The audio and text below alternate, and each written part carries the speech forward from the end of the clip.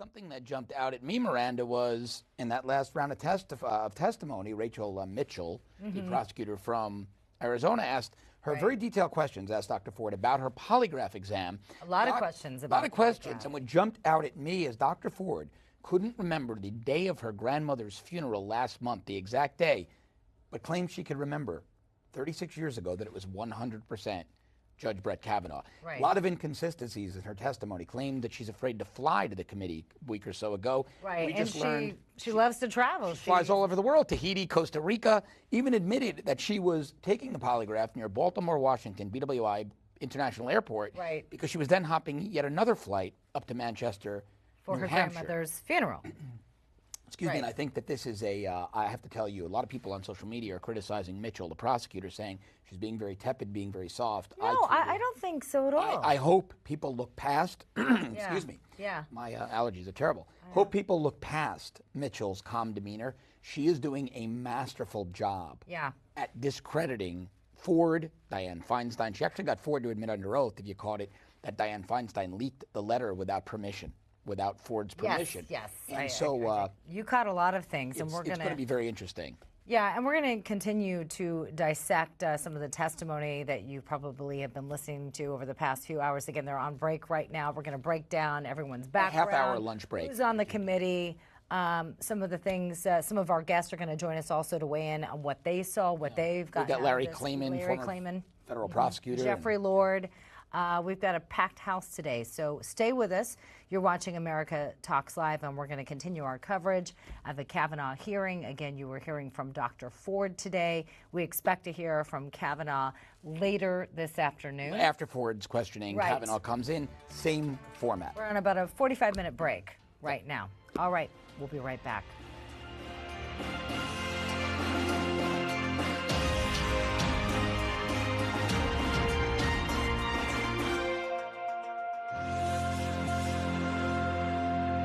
Okay, we've been watching the Judge Brett Kavanaugh, Christine Ford hearing to the Senate Judiciary Committee.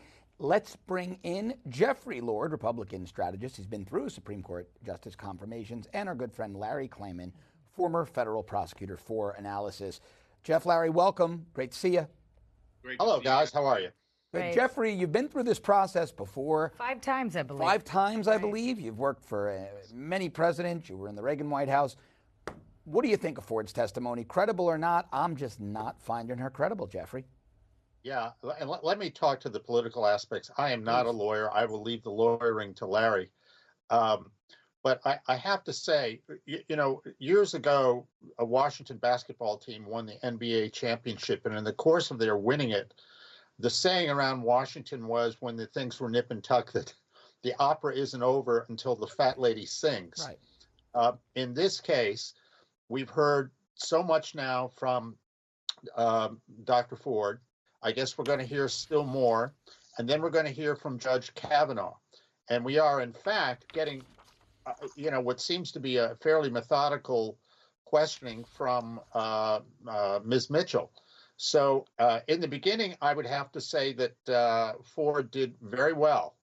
But as this goes on further, the look is going to be at any contradictions in there. I mean, one of the answers that she just gave a few minutes ago that I find utterly fascinating, she didn't know who paid for her lie detector test. Right. And she couldn't recall if it was on the day of her, she couldn't recall what the day her grandmother's funeral was last month. Right. But she can recall that it was 100% Brett Kavanaugh 36 years ago. Correct. And she also seemed a little confused about polygraph tests, which I find interesting for someone who that's what I want to ask Larry. does psychology for a living. So, Larry, I want to get your thoughts on that. John mentioned earlier that, some people seem to be kind of critical of Rachel Mitchell for being kind of soft-spoken, but I thought she was being very clever. Methodical and clever. With her questioning. What's your take? Miranda and John, I usually agree with you. On this one, as a trial lawyer, it's almost Strange-Lovian the way this prosecutor is asking questions, as if she was her witness, a victim, the way it's being questioned. These are open-ended questions. She could be asking leading questions and get the same result, but yet much more forceful. And these questions are couched with gratuitous remarks, which show sympathy for the witness. Now, I don't think she's making a very cogent cross-examination here. And also, you can't blame her totally, because Grassley, who's doing a CYA on everything he's done here with regard to the way the procedures of this committee work, cut it up so she can only ask 5 minutes of questions at a time, whereas the Democrats, who are very well prepared, are getting their point across in 5 minutes because they're doing a rhetorical Larry, speech. let me ask you this. You got to give Mitchell, we're going to disagree on this one because I like the methodical style. I think she's getting more ready about to the facts. move in for the kill. But you got to admit, I mean, she completely destroyed Ford's credibility when it comes to her fear of flying. She completely destroyed Feinstein's credibility. She got Ford to admit under oath that she never gave Feinstein permission to leak the letter. Those, I thought, were two pretty good wins for Mitchell, no? That would be good if you were taking a deposition and then going to file a motion for summary judgment or whatever with the court. You could then put it all together. But this is in effect a trial, John and Miranda.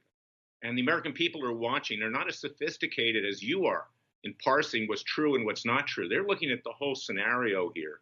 And this is theater.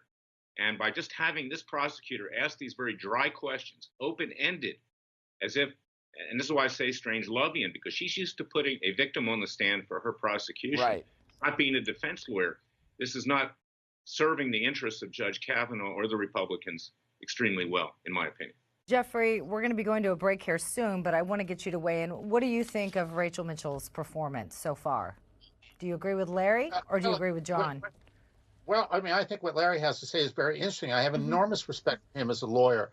I'm just looking at this from the political and television aspect, and it did seem to me that she started off very slow. But that's why I use the Fat Lady Sings routine here, because I think that, with no reference to any woman other than that saying, my point here is that she seems to me to be slow and methodical, and that she's building up on this. And at some point, she will deliver. Now, I could be all wet here about this, but it just seems to me that it's still early in the game, as it were, and we have got to see the rest of this and how it plays out, including Judge Kavanaugh. Yeah. Which we're hoping to hear from later this afternoon. Gentlemen, we're going to ask you to stick around. I want to get you to weigh in on a whole bunch more, some more of her testimony. Oh, yeah. We're going to kind of dissect some of that coming up after the break. So stay with us. Interesting to hear that take. Larry does bring up Larry brings up great points. I mean, he was a former federal prosecutor. But Jeff also understands the political optics of this. I'm leaning to Jeff on this one. I'm usually with Larry, leaning to Jeff on this one. All right, what do you think? We'll be right back.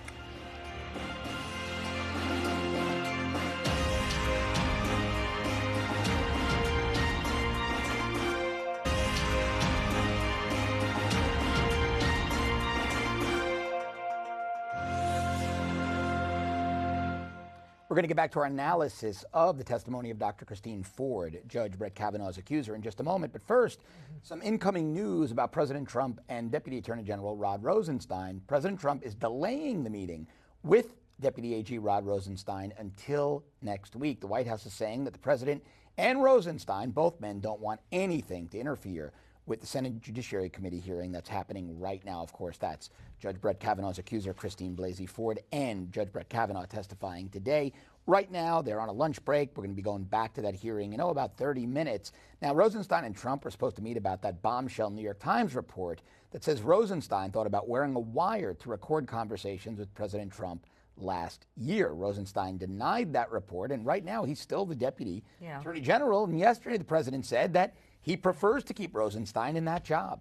Meanwhile, let's go back to Kavanaugh's confirmation hearing. Again, we were hearing from Christine Blasey Ford all morning. Yes, we were. Began around a little after 10 o'clock this morning. Again, they're going to be resuming. They're just having a lunch break. We'll go back to it in about 30 minutes from now. But here's a look back at her opening statement. Again, she's the first accuser to come forward against Brett Kavanaugh. Brett groped me and tried to take off my clothes. He had a hard time because he was very inebriated and because I was wearing a one-piece bathing suit underneath my clothing. I believed he was going to rape me. I tried to yell for help. When I did, Brett put his hand over my mouth to stop me from yelling. This is what terrified me the most and has had the most lasting impact on my life. It was hard for me to breathe, and I thought that Brett was accidentally going to kill me. Some pretty powerful words from Dr. Ford today, again, saying that she was terrified. Right. She actually thought he was going to kill her. She did add accidentally. She felt she'd be accidentally killed, presumably meaning accidentally suffocated with his hand. But again, I'm a person that had to deal with victims. Right. I even had the victims, children who were victims of sex crimes in the back of my patrol car, trying to explain to them what happened, transporting them back to our command to get their statements. But you tracked sex offenders again. And so I have nothing but sympathy for victims, a desire to protect victims. My personal opinion, I'm having a very hard time believing Dr. Ford. Why is that? I don't find her testimony consistent or credible. I think it is very concerning that she vividly remembers certain details. Right. She doesn't remember other details, and it seems to me to be a very strange coincidence that the ones she doesn't remember are those that are exculpatory for Judge Kavanaugh, things that might exonerate Judge Kavanaugh. Her memory seems very selective, and when questioned on that, she goes into these very detailed psychological, medical explanations, scientific explanations about the hippocampus and various parts of the brain and brain chemistry. Things right, because she said fight or flight. Right, and things that it just seems to me to be very coached. There are also, I was texting with some friends in law enforcement, longtime federal agents, who tell me that the way she was testifying about the letter and about her statement to the committee was indicative to them. They were skeptical that she even wrote it, that her attorneys wrote it. And when you read it, it's crafted in a way a lawyer would write. And so when you add all these, and then lastly for me, it was her not being able to say what day she took her polygraph, whether it was on the day of her grandmother's funeral or not. Which should stand out in her mind. It was It was only a month ago, but she can remember things from 36 years ago. So the inconsistencies are making it very difficult for me to believe Dr. Ford. No, I was definitely picking up on a lot of that as well, especially some of the questions that Rachel was referring to when it came to what she could hear when she was in the room. She was saying that they turned the music up, and then she said, well, did they turn it down when you left? And she couldn't recall, and then she said, I could hear conversations. I'm paraphrasing. But that's what I mean by the vivid. But it was like, well, you could hear what were they saying, or you couldn't quite make it out, and then she was like, well, I wasn't quite sure, but I'm assuming but see, Miranda, you just nailed exactly what I'm talking about. So the loud music would be indicative of something that Kavanaugh and Judge did. They turned the music up so her screams would be drowned out. But then the second part of that question, well, then was it turned down? She conveniently can't remember that because that might be exculpatory. Well, and if the music was so loud, how were you able to hear a conversation downstairs or outside the door? Right. Exactly right. And those are the things she can't remember are the inconsistencies in the story, and that's very concerning to an investigator. And like I said, I always agree with our good friend Larry Klayman 99% of the time. Today I disagree with him. Respectfully so. No, well, Larry's a friend, and I think Larry's one of our best analysts. Let's bring them back in, though, because they've been patient. So Larry Klayman, former federal prosecutor, also founder of Freedom Watch, and then we also have, again, Jeffrey Lord. He's a columnist for the American Spectator. He's also been involved five times in this confirmation process. So Larry, though, I do like your critical viewpoint on this, though, because you make us think about other things. Listen, I liked her demeanor because I think if she came across too hard, it would make them look bad, like they're attacking. This is where I'm torn, right? Is that I agree with Larry that that we would all love to see her go in for the kill. Where I'm disagreeing with Larry is that I don't think Mitchell's being played. I think she's setting something up here. Larry, what do you think? Am I off base here? Come on, my friend, critique me. John, I wish you were giving the questions. If you were asking them, I think they would be asking better. And I don't like things like gratuitous remarks. Gee, I understand, my sympathies go out to you. Because if you're trying to discredit her, you shouldn't understand or have sympathies go out to anyone. Good point. That's a good point. That's a really good point. Really good point, yes. And secondly, I believe that Christine Blasey Ford actually believes her story. If you tell a lie many times, you'll start to believe it yourself. Sure. I'm not saying she's lying, but victims like this tend to believe what they want to believe, and genuinely they do. I mean, the tears that we saw shows that she believes her own story. But did you believe those tears, Larry? Let me ask you that. Now, here's where you and I might be in complete agreement. As a former law enforcement guy, you're a former prosecutor. Let's put those hats on. If Christine Ford had walked into my office when I was active law enforcement with that demeanor, I'd have a very hard time believing her. And if you were the prosecutor on the case, and I called you up, I said, hey, Larry, I got this complaining victim here, but I don't know, Larry, I'm having a hard time believing her. Let me send her over to you, talk to her, tell me what you think. Would you believe her? Again, I agree with you, John. You are a trained professional. You know how to see through it. I do as well. But the American people are not at that level of sophistication. Fair point. This is like a soap opera, okay? And they want to believe what they want to believe, and they're going to believe someone who's crying, even if it's crocodile tears. Yeah. You know, she may be crying because she feels bad for herself that she's sitting there this particular day rather than what Judge Kavanaugh did or did not do. You know but what? The American people are not going to be able to discern that. Right. Sorry, I didn't mean to interrupt you. You know what struck me, though, and I'm not trained like either one of you, but what struck me is it seemed like her voice actually went up a little bit. Almost. But you did investigative reporting. Right. So if she came to you and said, this business wronged me with that demeanor, would you feel comfortable going to your news director to bank on a report? Absolutely not. Absolutely not. Okay. No. I've said that multiple times, but you know, here I am. I'm watching this testimony.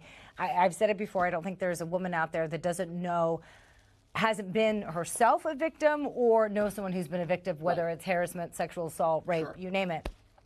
So I think women naturally want to believe other women. Having said that, it seemed to me, and again, I don't know, I was thinking maybe mistaken identity. She denied that 100%. I still had a hard time believing her because it seemed like her voice and her smiling seemed to be out of place. I'll tell you what's interesting. She kind of sounded like a little girl. Like, I don't know, I don't understand. And this is a grown woman who has a doctorate. She's very well educated. She's a professor. Outstanding schools. Why? She's a mother of two. Why does she sound like she's instantly turning into a 10-year-old? And then she was giggling. Weird body language and giggling. In odd places. I don't know. Larry, I want Jeffrey to weigh in, though. Jeffrey, did you pick up any of that, or am I just imagining things? No, you're not imagining things. I mean, all of this attention paid to her educational credentials, and I believe I heard she didn't understand the word exculpable. Yes. How does that happen in a well-educated man or woman? But let's go to one of the things that what I'm hearing Larry say and you guys say. How does that happen in a well-educated man or woman? But let's go to one of the things that what I'm hearing Larry say and you guys say, and it's a fact, for better or worse. And I would say in this case, you know, maybe worse. This is a television show. This is a real live television reality show, and when you know, I worked on the Bork nomination, and by the time Judge Bork got to his confirmation hearing, Robert Bork was a delightful soul. But he was an intellectual and an academic, and sitting there, he had a goatee or beard or whatever it was. He looked very stern, and you know, these people were just assailing him all over the place, and he was not the perfect witness for himself. On the other hand, when we got to Clarence Thomas, things were moving along until the emergence of Anita Hill. He went into another room, wrote his own statement, came out there, and if you've ever met him, he's got this really booming voice. And boy, he let him have it. Now, what that means is, I think, in terms of television, is that sadly, Judge Kavanaugh has got a lot riding on this in a television sense, because we're sitting here discussing the finer details of this, which, in fact, is the way this should be decided. But the reality is the television aspect of this is going to be critical. Yeah. No, I agree. Jeff is 100% right about that. And he's right about the TV moment. Pat Leahy's questioning, the Democratic senator from Vermont, early on. That was a Lifetime movie, if I ever saw one. Well, you'll never forget that laughter, will you? And she's crying, saying no. I mean, it became, there a question in there? It was right. It was theatrical. It was dramatic. It was just over the top for the proceeding. Yeah. All right, Larry, Jeffrey, we're going to take a break right now, but we hope to hear from you guys soon, a little bit later in the program. Loving this analysis. Next up, though, we're going to have Lindsay France. She is the business and policy editor at the Independent Voters Network. She's going to join us live to give us her analysis of it, because I really want to hear what she had to say. I want to hear a woman's perspective on this. Yeah, I mean, I did my best, but No, but I mean, a policy expert. No, I do too. I wanted yours, though, from an investigative journalism standpoint. But I loved your answer. No, you wouldn't have run that report. No, I wouldn't. And that's. I don't think I'm alone on that. You're not. It's almost unanimous. Yeah. Yeah. We'll be right back. Again, we're going to continue our coverage. What time is it now? Okay, we're about 15 minutes, give or take, away from when the hearing's supposed to pick back up. Again, we'll take you there live as soon as that happens.